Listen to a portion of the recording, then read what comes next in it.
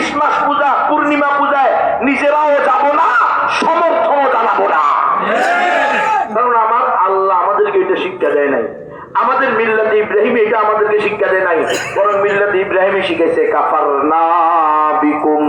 ওই বাবারা, ও চাচা জেঠা প্রতিবেশী, ও দলের নেতারা, দলের নেত্রীরা, এই বড় মুরব্বীরা, শোনেন শোনেন, কাফারনা বিকুম, আমরা আপনাদের সাথে যে সম্পর্ক ছিল, আত্মীয়তার সম্পর্ক, এটা অস্বীকার করলাম।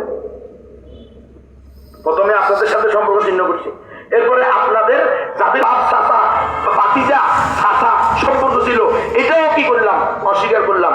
এরপরে বলছে ওয়াবাদা বাইনানা ওয়া বাইনাকুমুল আদাওয়াতু ওয়াল বাগদাউ আবাদা, আপনাদের সাথে আমাদের চিরশত্রুতা, চির দুশমনী, হাত্তা তুমিনু বিল্লাহি ওয়াহদা, যতদিন না আপনারা আবার কালিমায়ে শাহাদাতাইন পড়ে আশহাদু আল্লা ইলাহা ইল্লাল্লাহু ওয়া আশহাদু আন্না মুহাম্মাদান আবদুহু ওয়া রাসূলুহু, এক আল্লাহ ছাড়া কোনো উপাস্য নাই, মুহাম্মদ সাল্লাল্লাহু আলাইহি ওয়াসাল্লাম আল্লাহর বান্দা এবং সর্বশেষ রাসূল, এই কথা মুখে বলে অন্তরে বিশ্বাস করে অঙ্গ প্রত্যঙ্গ দ্বারা বাস্তবায়ন করা দৃঢ় প্রতিজ্ঞা করে ফিরে না আসবেন, ততদিন পর্যন্ত আপনাদের সাথে আমাদের কোনো সম্পর্ক, খালি সম্পর্ক নাই তা না, চির শত্রুতা, চির দুশমনী।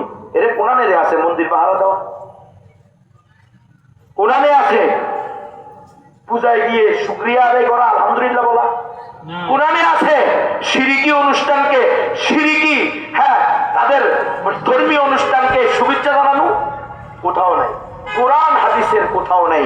কোরআন হাদিসে এগুলো থেকে নিষেধ করা হয়েছে। বাবারা, আমরা সুন্নাহর ব্যাখ্যা নিবেন উলামায়ে হক্কানি রব্বানি থেকে।